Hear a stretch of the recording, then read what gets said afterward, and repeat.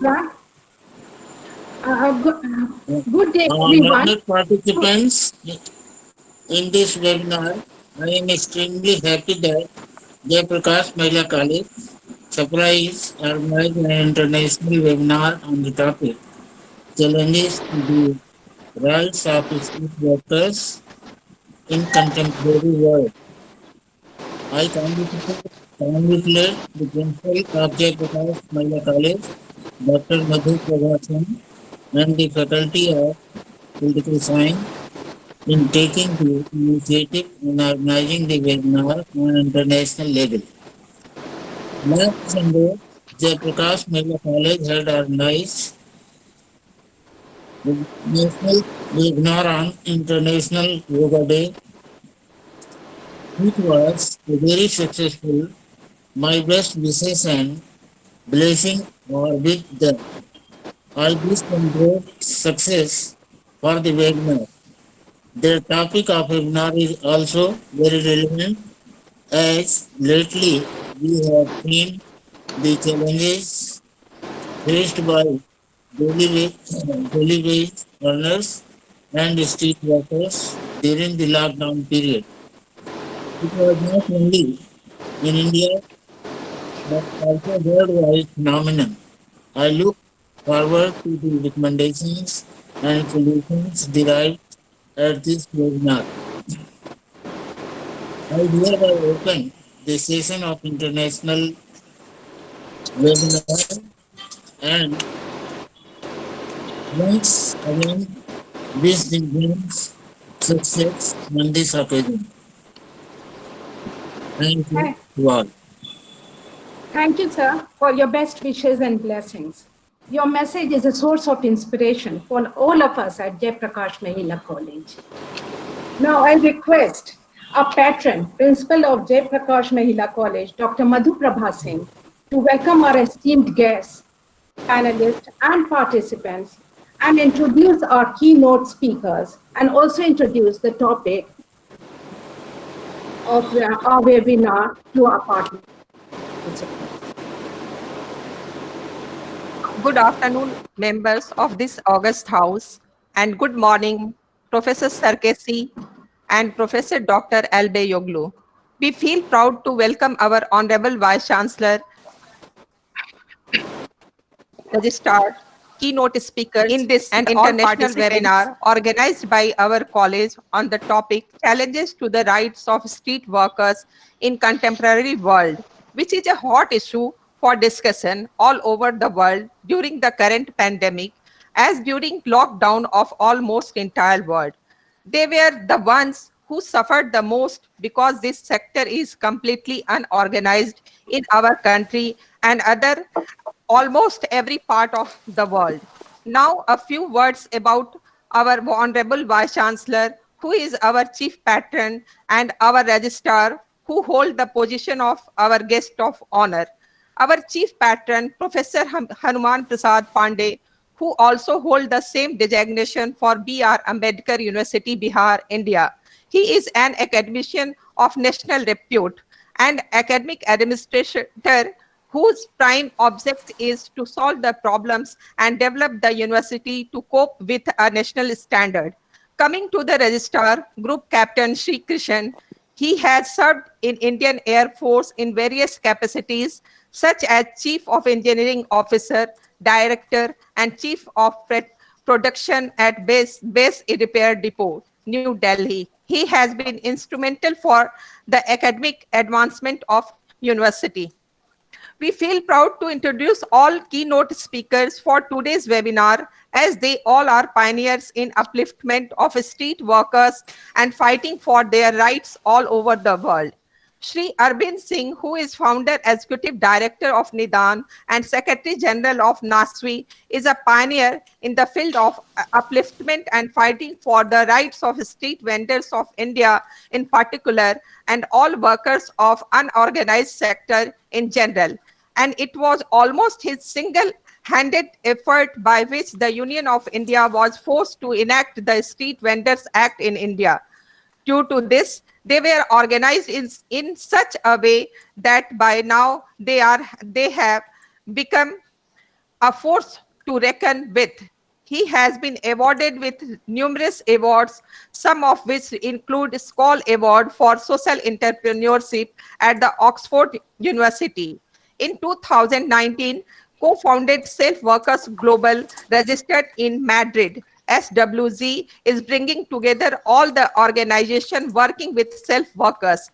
It was launched in Geneva with ILO support. At present, he is chairman of All India Organized Workers Congress.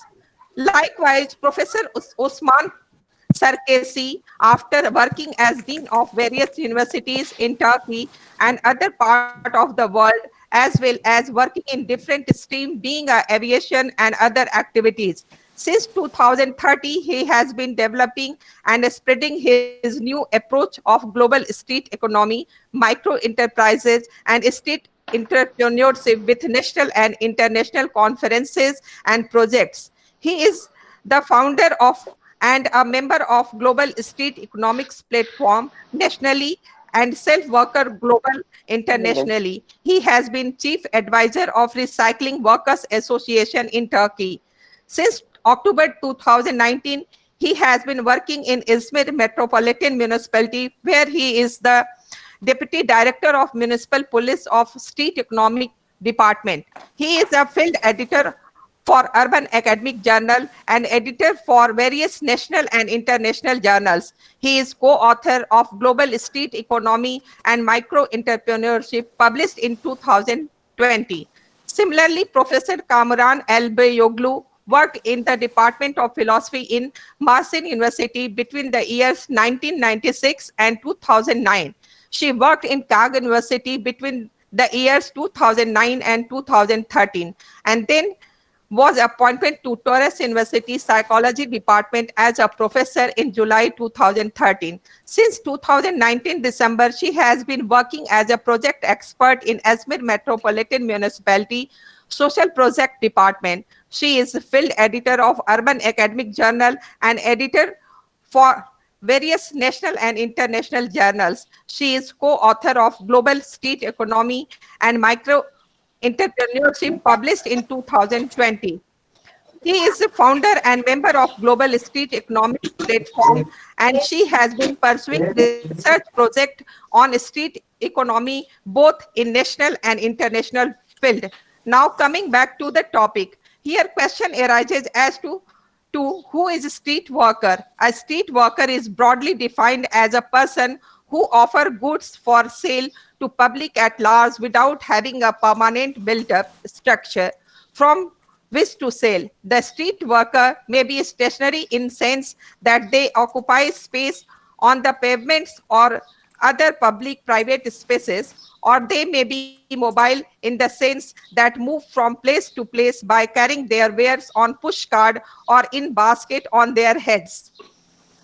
We will highlight the denial of the rights to street workers and especially of the women members, which is almost a complete unorganized sector, though their contribution to the nation economy is huge. They are the ones who suffer a lot by the hands of local authorities, police, and by every state authority, including the outlaws, on one pretext or the other, as till date in major parts of the world. There is no specific legislation to protect them or their rights as a human being. They work in miserable condition. The condition of women street worker is even more miserable, as apart from other problems being faced by their male counterpart, they are prone to sexual harassment as well. Being a professor of literature, I have gone through the plights of such workers in various stories, poems, and other forum by well-known writers, where they have been depicted in such a way that they do not have even right to mourn to the death of their near and dear ones. They have to go work and sell their commodities, and that too from the very next day.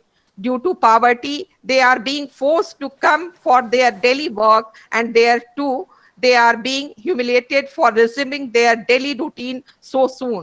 The story Dukh Ka Adhikar, written by the wonderful writer Yaspal, touched my heart. It is only this plight of theirs and denial of their rights which forced us to highlight their condition and a possible solution to end the same. This webinar is being held. Now, handing over the virtual mic to Mrs. Sabana, organizing secretary of this webinar, to call on the keynote speakers to deliver their speeches. Thank you very much. Thank you. Thank you.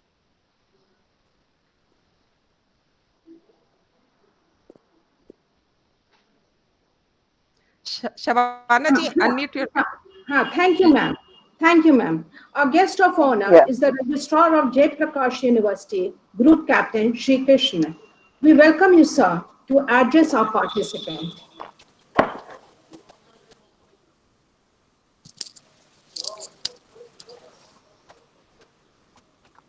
Registrar, sir.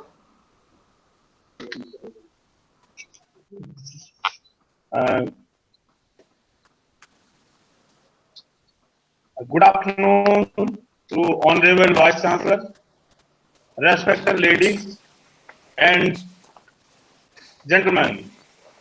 I, Group Captain Sri Krishna, Registrar Jai Prakash University, Chhapra, express my gratitude to the Principal, Dr. Madhurabha Singh ji, for giving me an opportunity to be the part of this international webinar.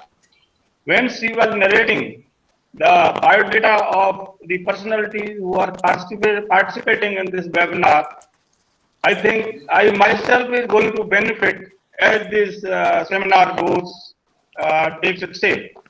The topic of today's webinar, challenges to the rights of street vendors, is very, very important, because in last lockdown or 3 to 4 months we have seen that all the families, especially for vegetables and other things, have survived on these street vendors. Have they not been, what would have been our condition that one has to think of? As it says, Alyasam him manusyanam srirasto mahan rupa nast udam samo bandhu kurban navsidat. Now, for my benefit of international participants, I would like to translate into English. Idleness is the greatest enemy of people sitting within their own bodies. There is no friend like effort or hard work. A man efforts, a man doing effort, doesn't. But in the case of street workers, it is just reverse. They do toil whole day for a paltry sum of some remuneration because of their hard work. Recently, we have seen with the urbanization in the contemporary world, the migration of population from rural areas to urban areas is rapidly increasing. Because of this, though there is an effort by the urban areas to absorb them in terms of employment generation, but their manufacturing, marketing, FMCG, service sector all together are not able to provide them the formal employment. This leads to them, as the principal madam has already said, that they keep on selling their goods on the pavement of the road. There is no permanent structure for them. This all leads to so many problems.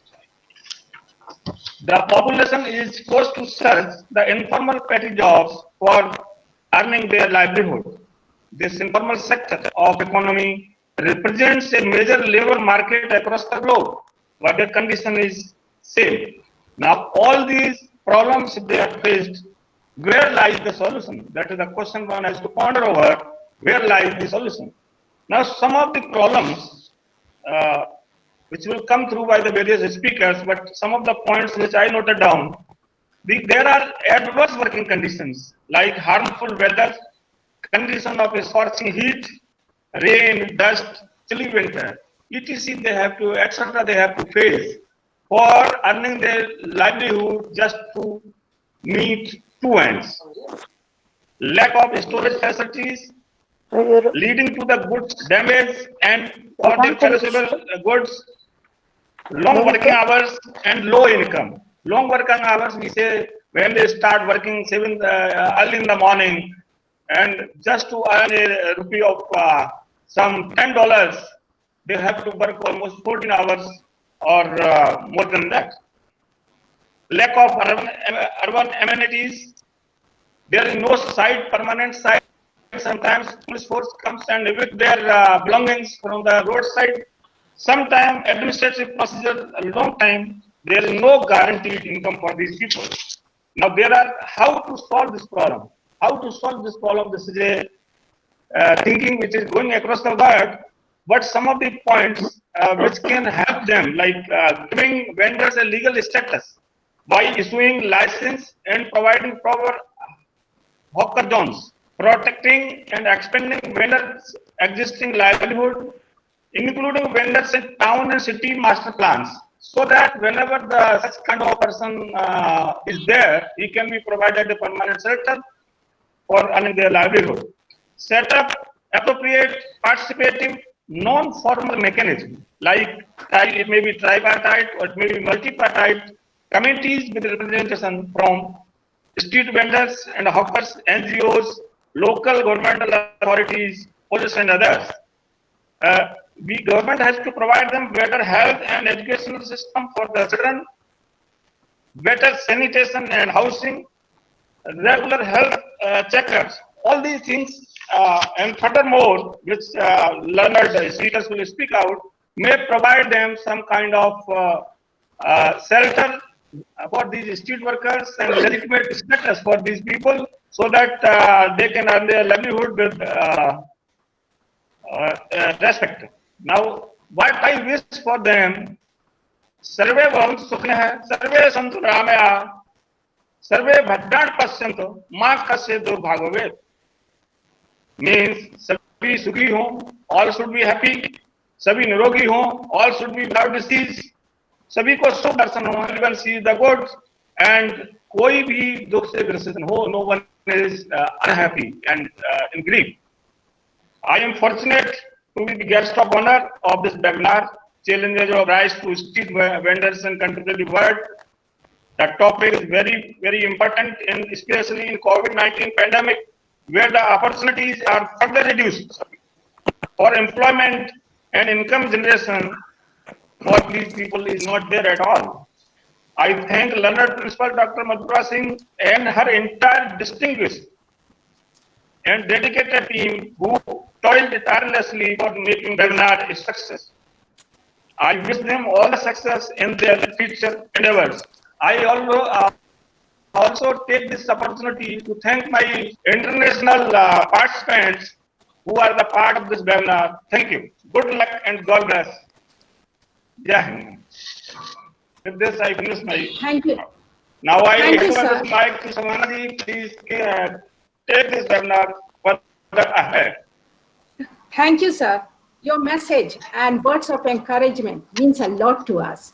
And your solutions to the problem of street workers are most welcome. Before we begin with the address of keynote speaker, we would like to inform our participants if they have any questions or queries regarding the topic under discussion, they can put it into the chat box, which will be taken, those questions will be taken at the end of the session. We are honored and privileged to have in our midst esteemed keynote speakers. Our first keynote speaker is Mr. Arvind Singh, Chairman of All India Unorganized Workers Congress and founder of NIDAN, NATHV, National Congress and National Association of Street Vendors of India, and co-founder of SWG, Self Workers Global, registered in Madrid. Sir, we welcome you to address our participants on the topic under discussion.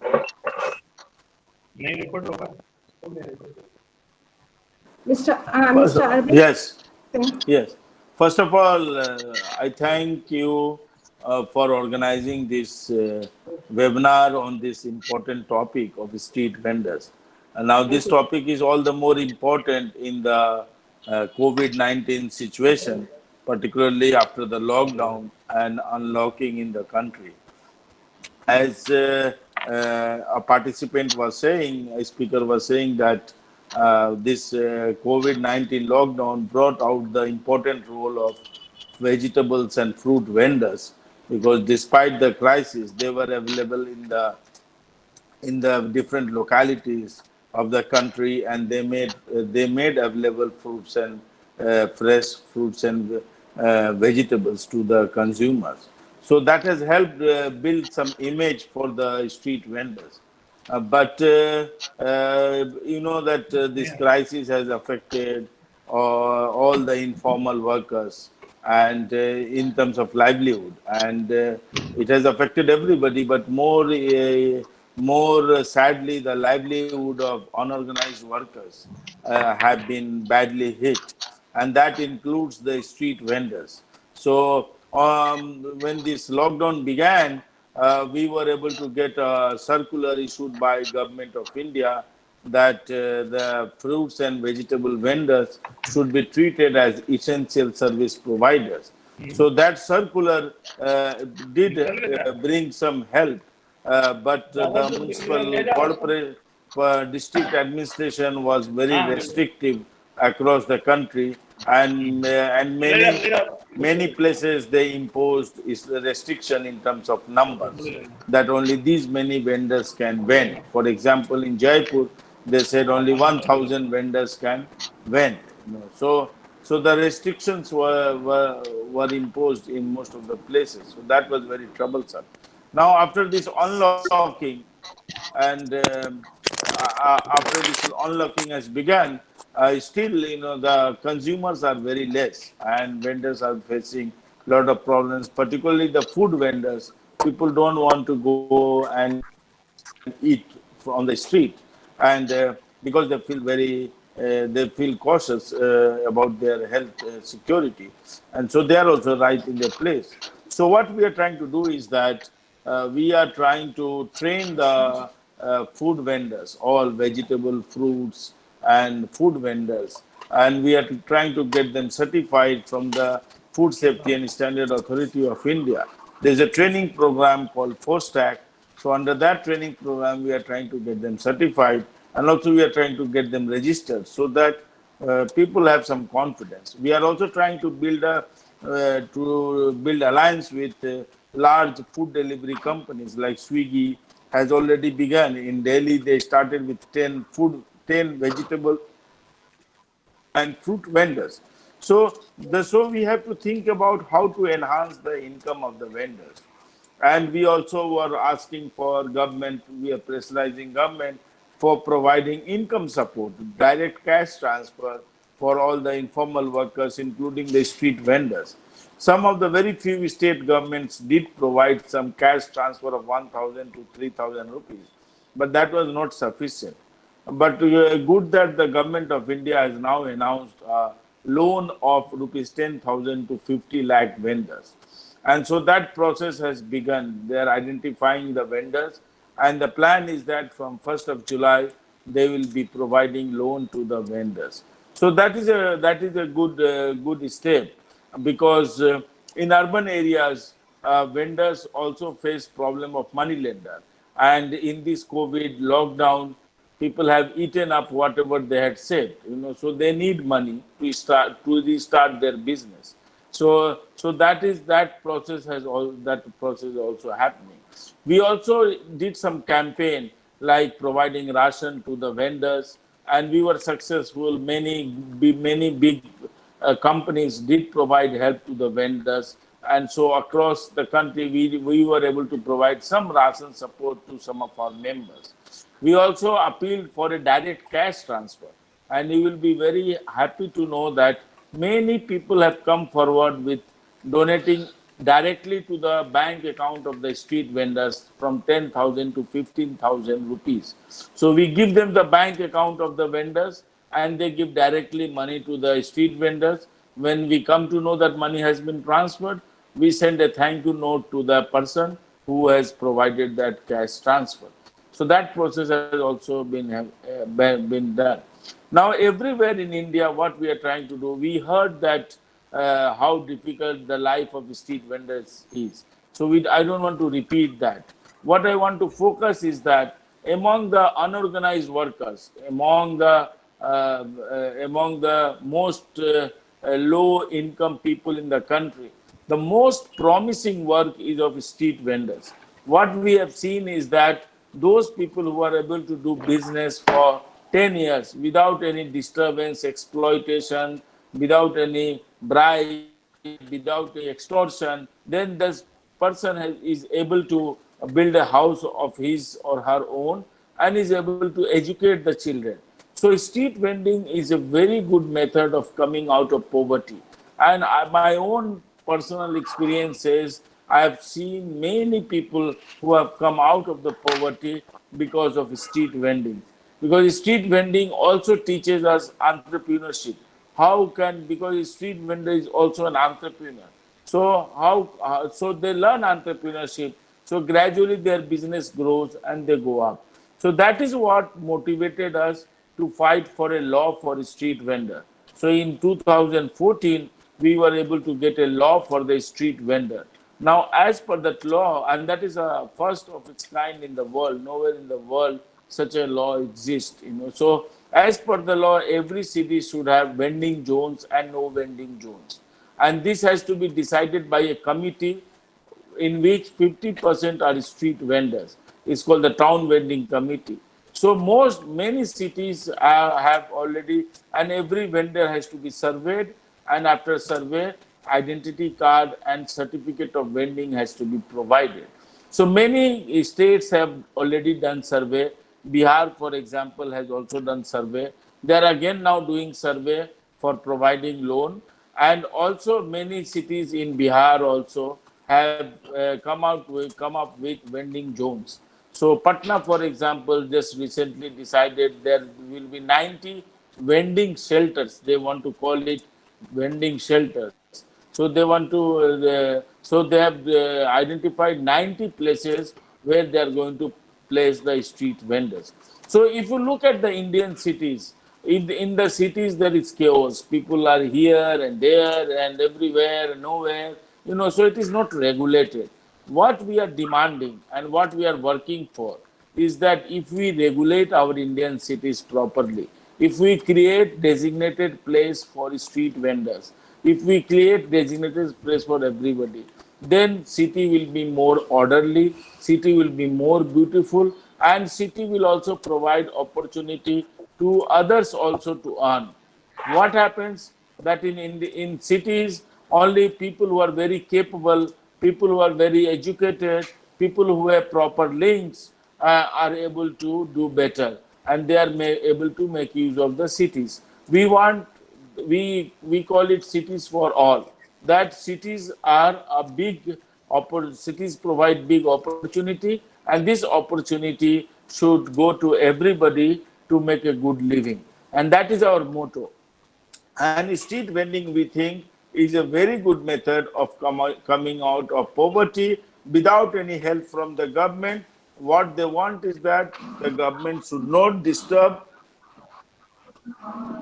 their business, the police shouldn't harass them. So if they have a designated place, and if in the designated place they have certificate of vending, then police cannot disturb them. What we realized that when we were getting this law made, we realized that even if the municipal corporation gives them certificate, police will come and disturb them because they also have powers under the IPC, CRPC. Under that power, in the name of traffic, they can come and harass the vendors. So what we did was that in the law, there is a provision that any vendor who has certificate of vending, the police laws will not be applicable on that person who is having a vending certificate. So the police cannot disturb. And also in the multi-party body, which we have set up called the Town Vending Committee, police is also part of the Town Vending Committee. So when the decision about vending zones decision about identity cards are taken, then these decisions, these decisions, police also participates. So later on, they cannot object to that. So all in all, what we are trying to do is that enable the street vendors to make a good living, so that they can take care of their families. They can provide us with goods which are fresh and at reasonable price. And so it is a win-win situation for the vendors, for the public, and for the city administration, and for the society in general. Thank you. Thank you, sir. It was very informative speech. You spoke from your experience and work you have done in this field, not only during the time of COVID-19 pandemic, but also from before, getting laws passed in favor of the vendors and other works that you have done for them. Thank you, sir. We are very fortunate to have you with us. Now we proceed further. Our next keynote speaker is Dr. Osman Sarkesi, who is Deputy Director of Municipal Police of State Economic Department, Izmir, Turkey. He is the founder and the member of the GLOSSEP, Global Street Economic Platform nationally, and SWG, Cell Workers Global internationally. We welcome you, Dr. Osman Sarkesi, to address our participant.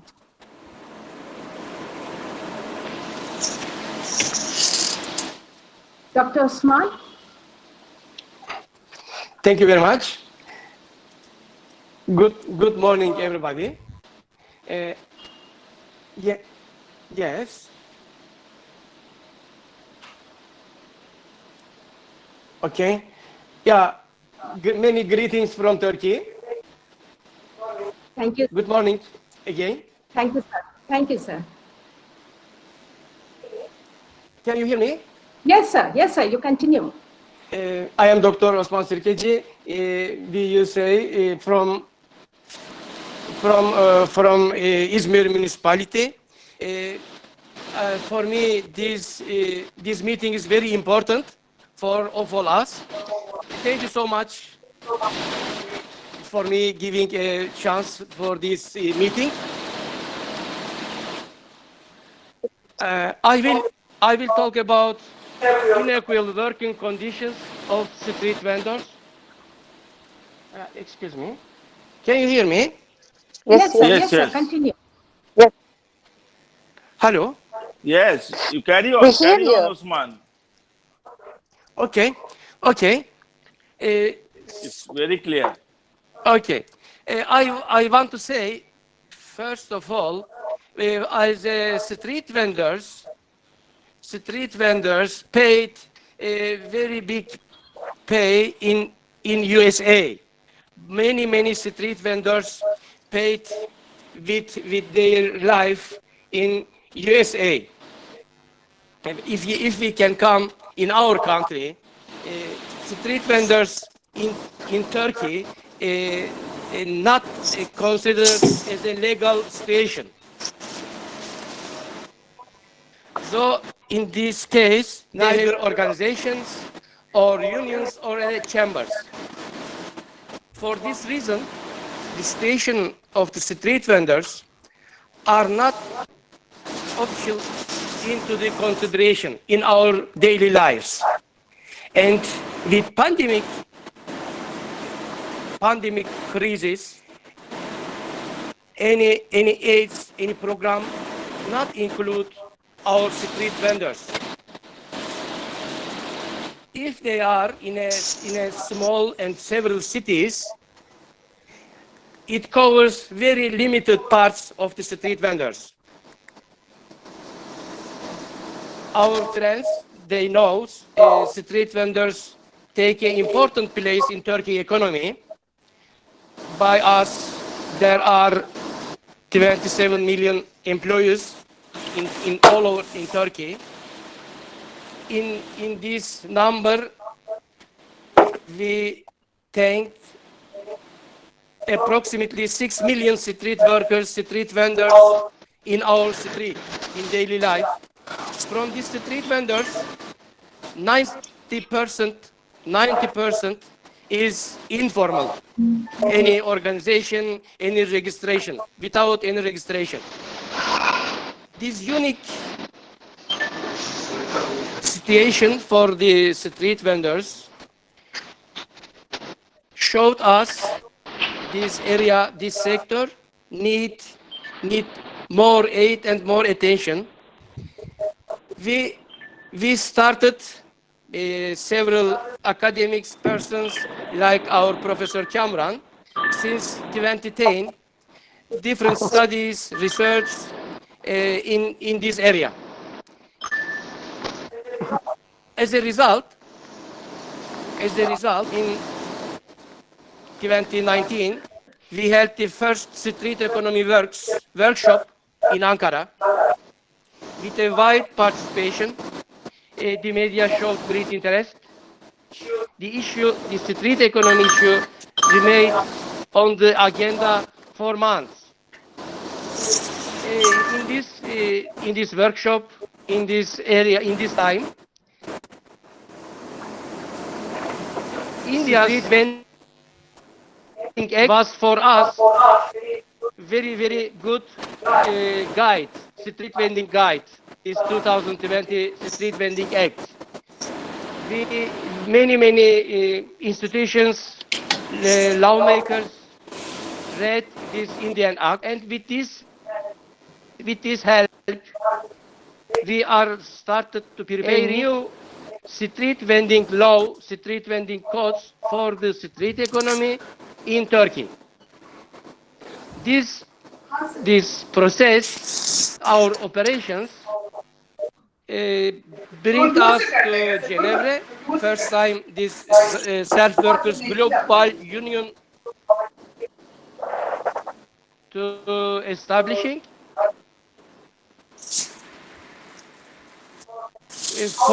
For our experience, we take a help for our organization in Turkey and Izmir municipality. We started a good position in metropolitan city Izmir with our mayor. There is a helper for the street workers in Izmir. With Kamran, we started new codes, new registrations, web page for the street vendors in Turkey first time. And in this case, we will have all street vendors in Izmir, approximately 200,000 to registration, and with their organization like Nasvi or Nidan. If our first administration in the Turkey history, approved by the city council under the leadership of the directorate, 12 new street vendors cooperatives and street vendors association were established in Izmir. We have in 6 months approximately 1,000 street vendors in these organizations as a member. With 5 old established associations and cooperatives in Izmir, only in Izmir, we reached as a membership approximately 10,000 street vendors. Another side, the inequalities continued during the COVID pandemic process. Everybody knows informal, the street vendors are working informal position on the street, and every pandemic aids came only a limited number to street vendors. As the street vendors department, we had different meetings with street vendors on the street with our crowd. We have registered a few thousands waste pickers, vegetable sellers, flower sellers on the street in our new organization. We have seen that they can earn only per day $5, $10. During the pandemic period, they cannot go out to the streets because it was forbidden. Even though they didn't find a customer in the street, they were sentenced to the starvation. But some of them registered very quickly the first COVID mask offered by the street vendors. That is a very important reason from the street vendors. In our municipality, approximately 5 million inhabitants. In our streets, many old people cannot go to the supermarkets, but our street vendors can good help our old peoples or all the neighborhoods area. We can say if we, as a department, as a government, if we can help, if we can organize the street vendors, what they need, they can help in our social life, in our economic life, a big help they can provide us. Another case, another time, in our Turkey, we have approximately 27 million total employees from 83 million population in Turkey. In addition, there are approximately 7 million street vendors, street sellers. We are preparing a new street vending act like India in a short time with our lawmakers, with our parliament members, different parties. I think with this pandemic crise, we can see a little bit more, we can understand a little bit clear what kind of roles can play our street vendors in our country, in our daily life. We can see in the last months from other cities like mayor city Izmir, Ankara, Istanbul. These cities mayors or different departments, directorates is ready general street vendors codes or law all of the Turkey. I think this inequality situation, especially for the street vendors, showed us in the future what kind of roles in our social economy, in our social vision, how can we go with the street vendors together with other parts of community. What can I say more? I can repeat again, especially India experience, not only for Turkey, for another country, with our SWG establishing, we can prepare, we can provide all over the world for the another countries too. Thank you very much for this meeting. Thank you, Dr. Osman Sarkezi. Your keynote talk on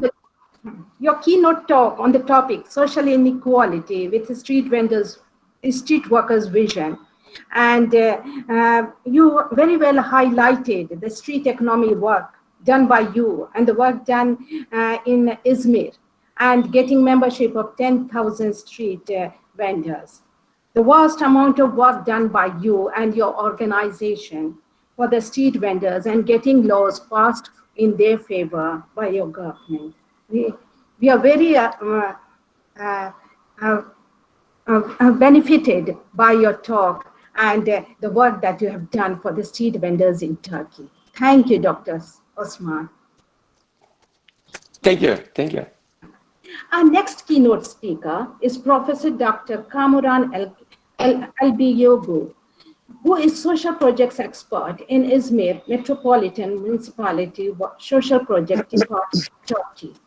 She is founder and member of GLOSEP, Global Street Economics Platform, and has been pursuing research projects on street economy, both in national and international field. We welcome you, Professor Kamuran Albiyogu, to address our participants. Thank you. You hear me? Yes, ma'am, we can hear you. Okay. Thank you for inviting me, and I am very happy to be part of this very wonderful international webinar. It's very exciting. And as you know, we are working together with Osman Sirkeci in Izmir municipality and established this street economy department. But as a philosopher and a psychologist, I am going to address you from a different position. My point of view is how we marginalize the people who are living and earning their lives in the streets from the point of street city development. So my point is a kind of philosophical point of view. So I would like to first ask you a question. What makes a city? What makes a city is not the sidewalks, roads, apartment buildings, skyscrapers, but it is really the combination of people with different ethnic, religious, sociocultural, and socioeconomic characteristics living together in that city. So that's why the city is a large-scale cultural environment in which groups who are living in the streets representing different races, languages, religion, economic structure throughout their existence, develop their unique coexistence strategies in daily life and constantly interacting with themselves. But as we know, there are different social divisions in cities in modern era.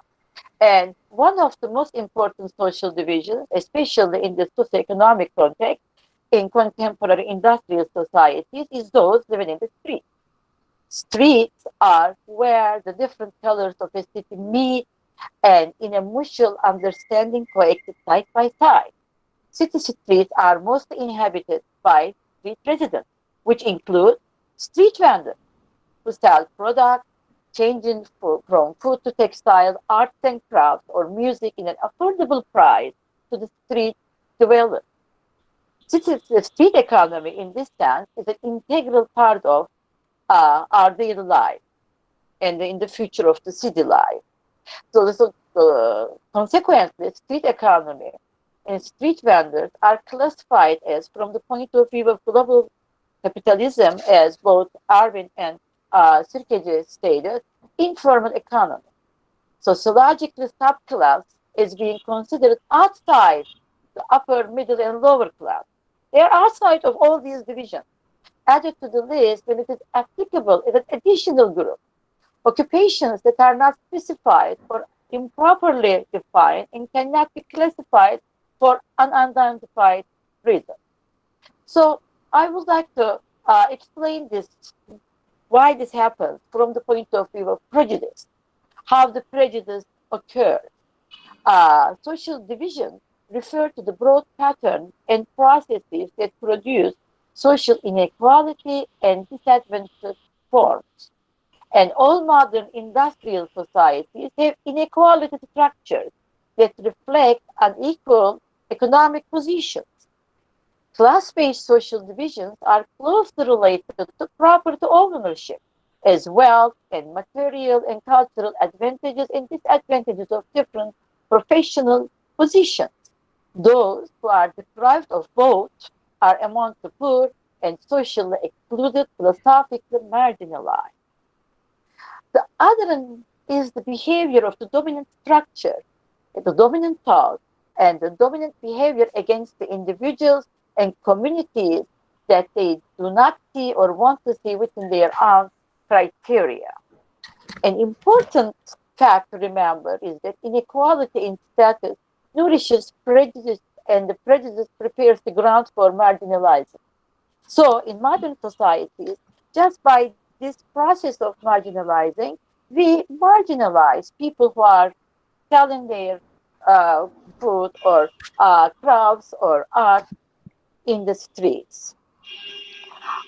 In modern society, a person has been pushed to win, to spend, to win, again for the sake of physical comfort. The system is based on the exaltation of work and the marginalization of the non-working or not working properly within the system by considering them outside of the system.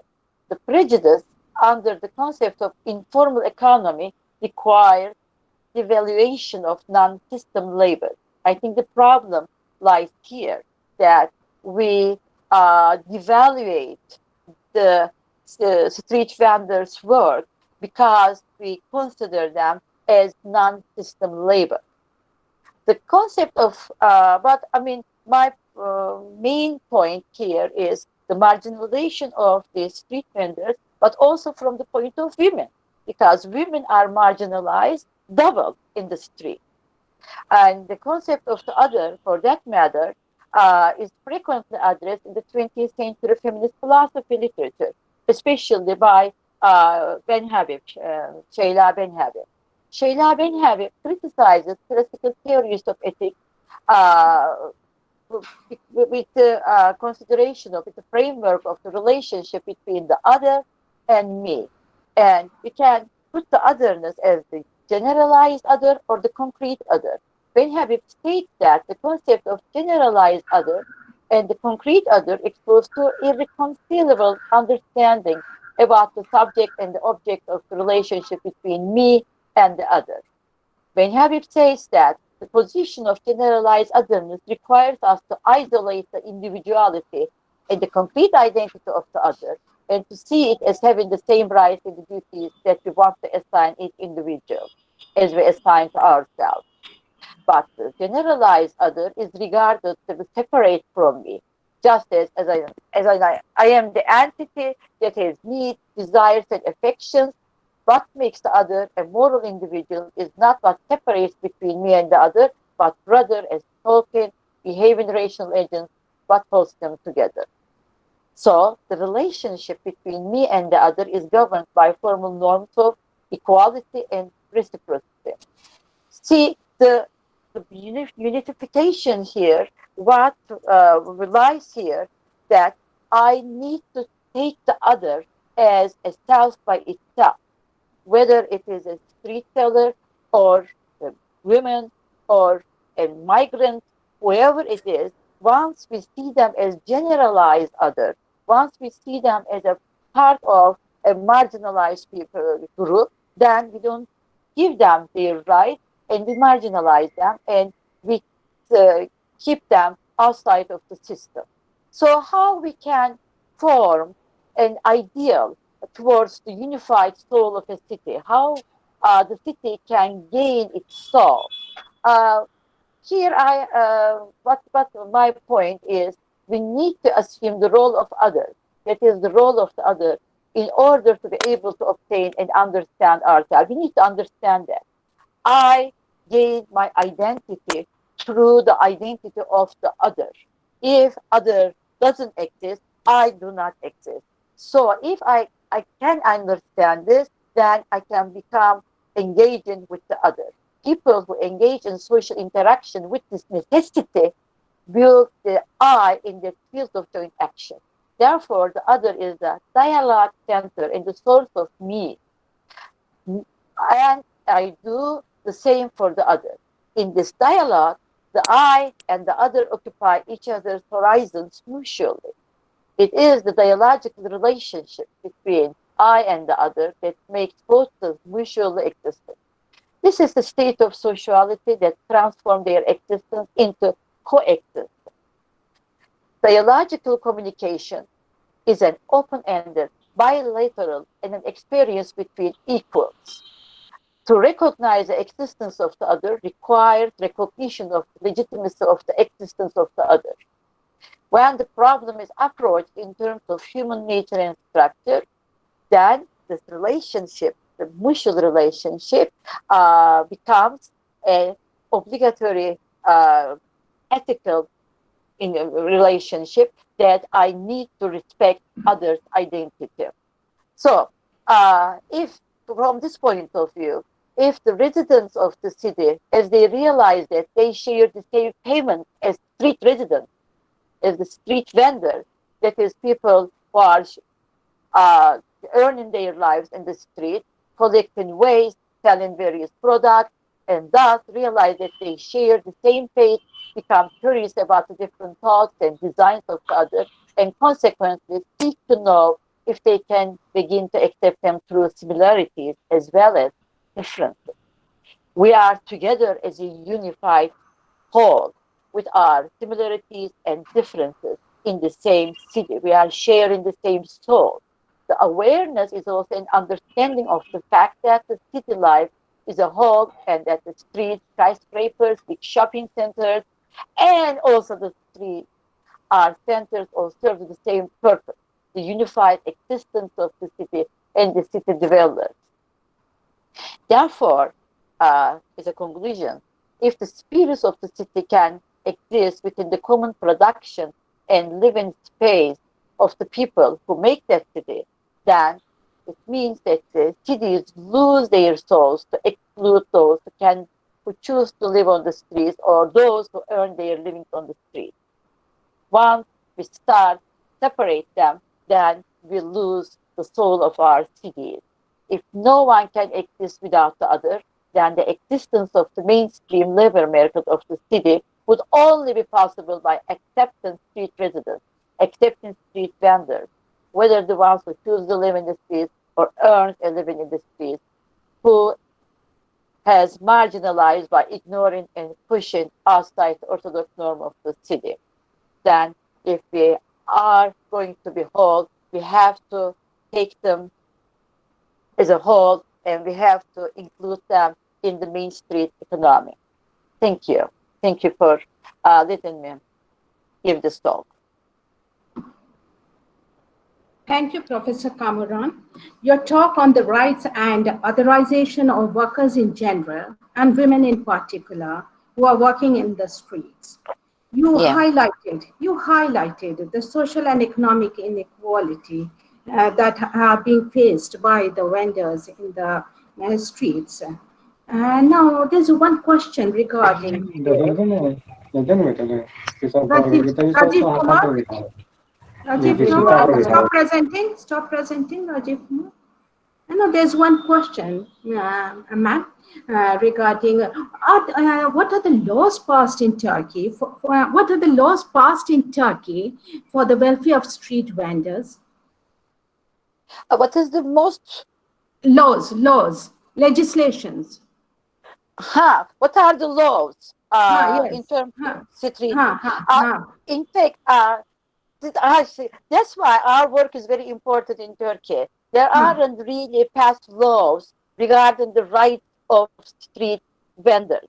And Osman Sirkeci and I are working towards establishing an act just like Indian Street Vending Act that you established in 2014. That's our goal here, to establish such a goal. And we started here in Izmir municipality. And our beginning work was to establish our Department of Street Economy under the municipality. And now we are getting all the acts from India to United States to Spain to Argentina and collect them. And by investigating all these acts in those countries, we try to put them together in the reality of our own community in Turkey, how we can apply it to the lives of people who are living in Turkey. And now, as a matter of fact, we are in the process of establishing a social economy act, a social economy law to include both the rights of street vendors and also how they can come together either as an association or as unions and have their also have their Osman güvenliği of anyway and also they can be protected in terms of health and also when they get older. That's our process of working. We wish to establish a law that covers especially street workers and also women labor. In Turkey, as you see from also Osman Sirkeci's talk, the labor of street vendors, the labor of women, the labor of people in the rural areas are worthless. It is outside of the mainstream of economy. And we are trying to put it integrated into system in terms of cooperation. We are really emphasizing the importance of cooperations, and we are trying to bring those street vendors together, especially most of them women street vendors, for example, mussel sellers, for example, flower sellers in the street. We encourage them to come together to form cooperatives, and through the cooperatives, make their earnings wealth and make their earnings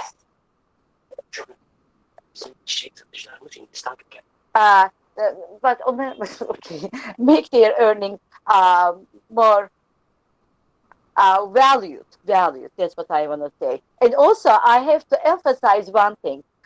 Most people in the street in Turkey are Indian based. They are Romans.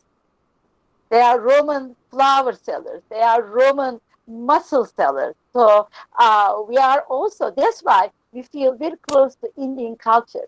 We feel, and also these Roman street flower sellers are mostly women. So it is very exciting that we share same culture, we share same problems, and we are trying to find same solution, similar solution to this big problem. But as you find the solution, the problem goes away, I feel. Thank you. Thank you. Thank you, Professor Dr. Kamaran. You very well explained. Thank you so much. Now we have more questions, and participants, you can put any questions that you want to ask from our keynote speakers. You can put it in the comment box. We have one question. Do we have Mr. Arvind Singh with us? Do we have Mr. Arvind with us? Mr. Arvind, could you please unmute yourself? We cannot hear you. Mr. Arvind? Mr. Arvind, are you there? Yes. Unmuted. There's one question for you. It's from Dr. Sonali Singh from Jayaprakash Mahila College. She said that you highlighted the need of training to the street vendors. Yes. Then she asked, what are the structural constraints in providing them training in Indian context? See, I mean, today you can't have physical training. So it has to be more technology based. I mean, you are having webinar now, not seminar, you know. So you can't meet and you can't have physical training. So the training has to be technology based. Now, for the technology based training, the vendors need to have a smartphone, you know. And secondly, we need to enroll them into a training program. So going out to them, getting them enrolled, and also making sure, you know, many of us who take out, who prepare our daily schedule or weekly schedule, we forget our schedule, you know. So imagine a vendors, you know, forgetting the training schedule. So So the constraint is not structural. The constraint is more of technology and more of access. So how do we reach out to all the people? Because in this COVID-19 situation, everybody is fearful. It's not only the consumers, but also the sellers, the vendors, anybody. And it is equally important that their life is not put at risk and that their health security is also taken care of. So how do we do that? So best is to train them and and support them if possible through hygiene kits. So what we are doing is that we have collaborated with Food Safety and Standard Authority of India, FSSAI, and we are providing them training in terms of how should they keep their food, how should they keep their vegetables, how should they keep their, and what hygiene conditions they must maintain. One example I'll give you is digital payment, because touching notes, rupiah is a risky factor now. So they are also carrier of this virus. So we are encouraging them that get into digital payment, whatever, get Beam app, whatever, get into digital. But then smartphone is a constraint. Not all have a smartphone. So these are the constants which we face, but we are pushing people that you need to be aware, you need to be trained, and you should follow. In fact, we are also trying to develop a kind of push card where there is less interface between the customer and the vendor, and also providing them the hygiene kits, so that many a times people are not taking the mask very seriously. So they need to be told, they need to be made aware. Then we need to ensure that they use the mask very seriously, they use the gloves very seriously. So that kind of training that is needed, and that we are trying to do.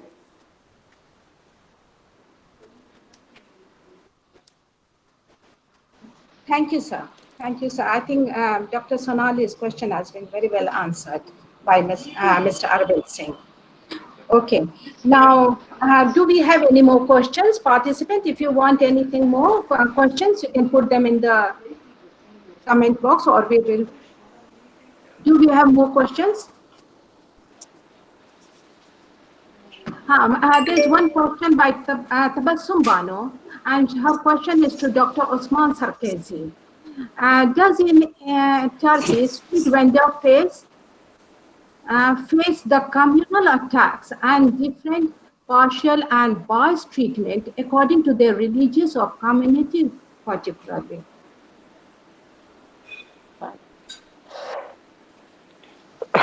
Can you repeat again?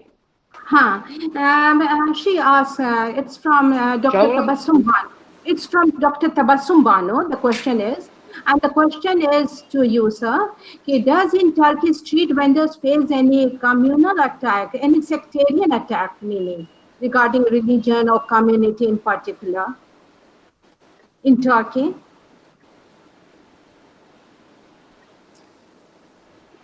Yes, in Turkey, in different community, different cities, has a very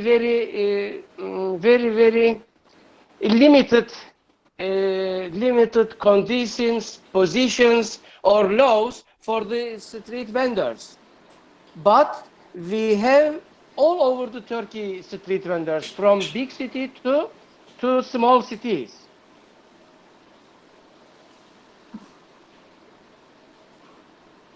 Is their situation is the same. In the big cities, they place is very big roles. For example, in Izmir, we have approximately 200,000 street vendors for 100 several service, from flower sellers to food preparers, food providers. In this case, I can say. Or Kamran Hocam, what can you say? I think the question was whether the street vendors' position change depending on ethnic or religious characteristics. Is that Yes, is yes, that true? yes. Yeah. Uh, Yes. I think I can say that again through the uh, through the process of prejudice, through the process of marginalizing, it is understandable. Most people who are living on the street, as I said, especially when we talk about these, for example, flower sellers or waste pickers on the street, they are mostly Roman.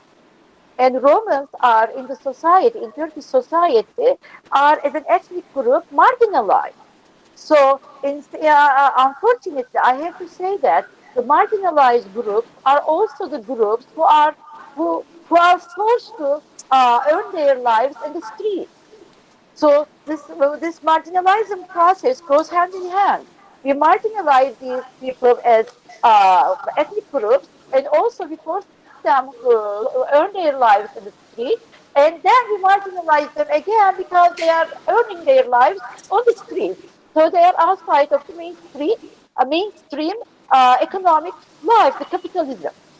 So there is this. I have to say that this process goes hand in hand. If it is a answer to the question, I don't know, but that's what I yes, can say. yes, Professor Dr. Kamaran, you did answer it Yes. to the question. Okay, do we have any more questions coming?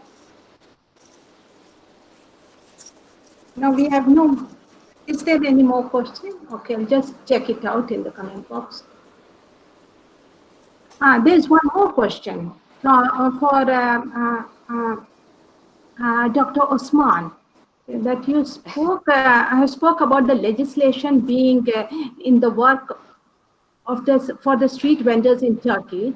So, what are the major provisions which you want in the legislation you envision? What are the provisions that you want? Uh, We are preparing a technical level technical art registration method in our municipality Izmir. We are preparing a web page, electronic registrations web. All street vendors who and where they work on the street, they can open the programs, and then can try to register their service, their sector, and then their number and their address.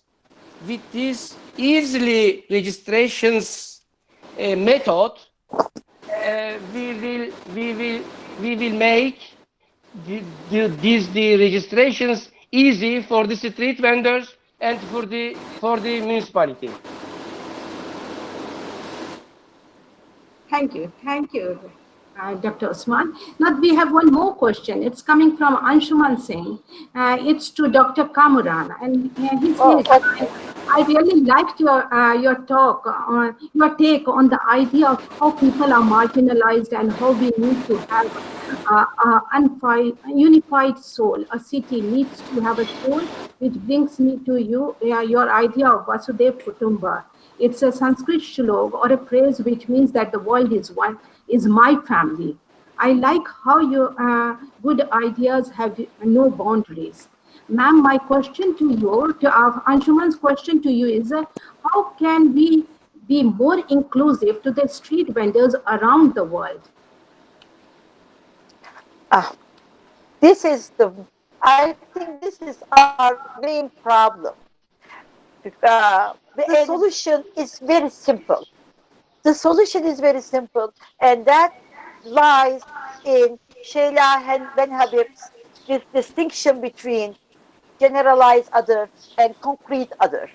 What I mean with this concrete other is that I see you as a concrete person beside me, not behind me, not below me, but beside me.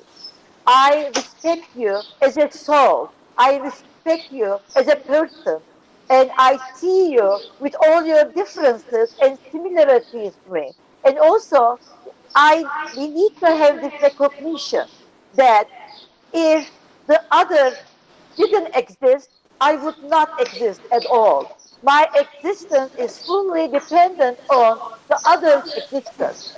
If we can mutually, if we come to see this mutual understanding that we all need each other, that I need others to establish myself, then we can solve this problem. We have to have this kind of mutual understanding to other people, regardless of their social economic differences, regardless of their earnings, regardless of their religious or ethnic uh, background. Then we can understand and we can come to appreciate a street vendor that we are. And that's why I think that street economy or street vending life is very important. If we want to establish a real democracy, we need to go to the street, because streets are where we can have a real democratic understanding. Because once I go to the street and start this dialogue between a street vendor, then that's the time that we all become equals. So we need to understand that streets are the equalization places, and we need to start from there. I need to take you as my equal. Once we all come to this mutual understanding, then we come to appreciate street vendors and all the people that we don't need to marginalize. That's all I can say about that. Thank you, Professor Kamaran. You explained it so well. Yeah. I hope so. Yes, you did. Do we have any more questions, participants? Otherwise, we'll end the session.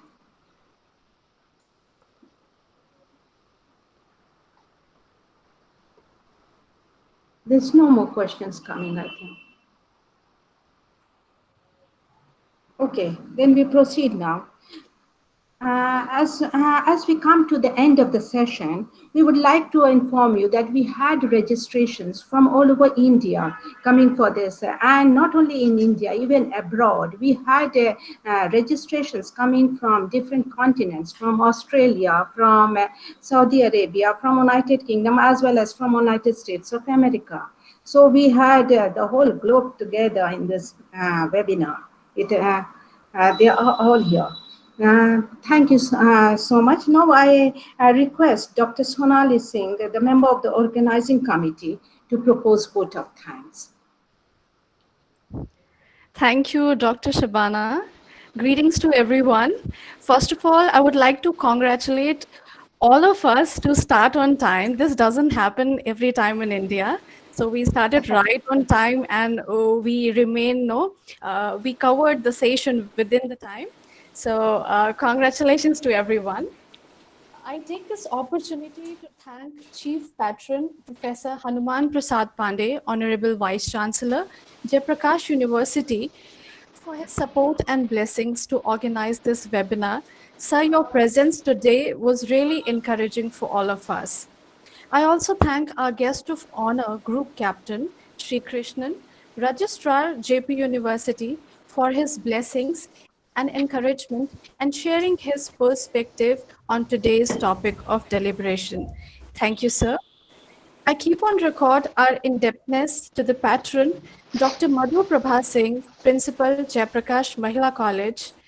Ma'am is the real force behind organizing this webinar. So thank you so much, ma'am. And now my sincere gratitude to all the three eminent keynote speakers for today's webinar, Sri Arvind Singh, Dr. Usman Sarkesi, Professor Dr. Kamran Elbayoglu. Thank you for accepting our invitation on such a short notice. We are really obliged to you for this. And thank you for your meticulous and engaging talk.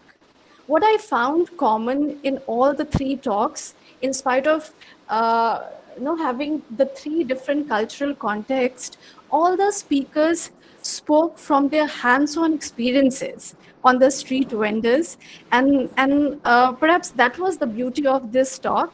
Thank you so much to the distinguished speakers. It was really, really useful.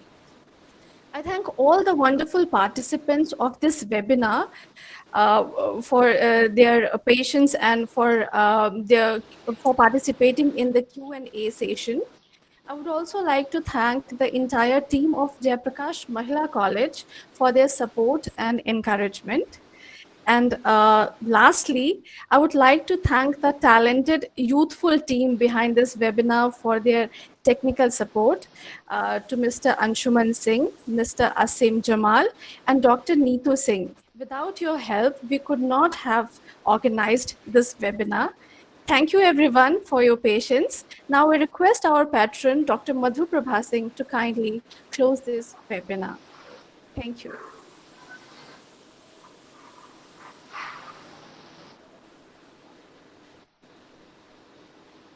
Do we have Principal Ma'am with us?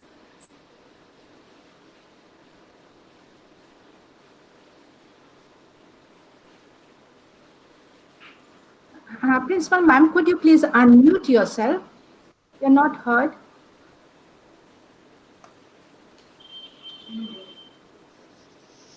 Thank you all our valuable guests, participants, and our faculty members for being part of this webinar in which we have discussed the problems and challenges to the rights of street workers.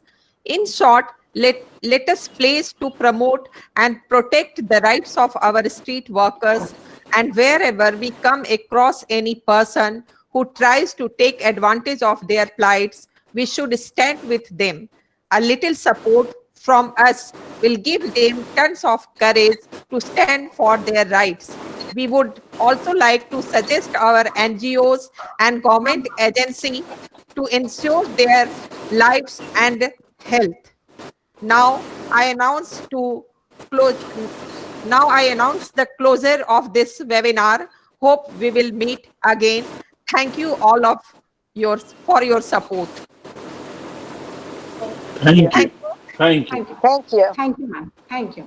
Thank you very much. Thank you. Thank you. Thank you, Arvind, for being here. Thank you very much. Thank you. It was Thank a you, Mr. pleasure. Sarkisi and Madam Albeyoglu. Thank you. It was pleasure. It was a great pleasure to be with you and to share our experience. I'm so happy. Thank you very much. Thank you. Thank you. Thank you. Thank you. Thank you, ma'am. See you again. See you again. Thank you, ma'am. I especially thank our guest from abroad. You have really enlightened us many of the aspects probably we were not knowing.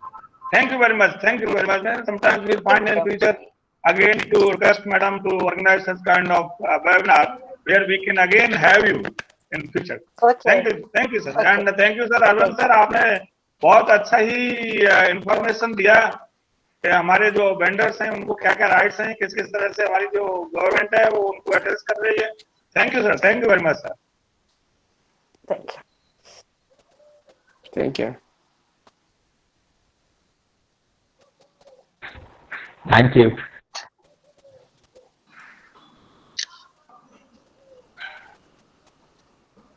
अब खत्म करें? हाँ, yes.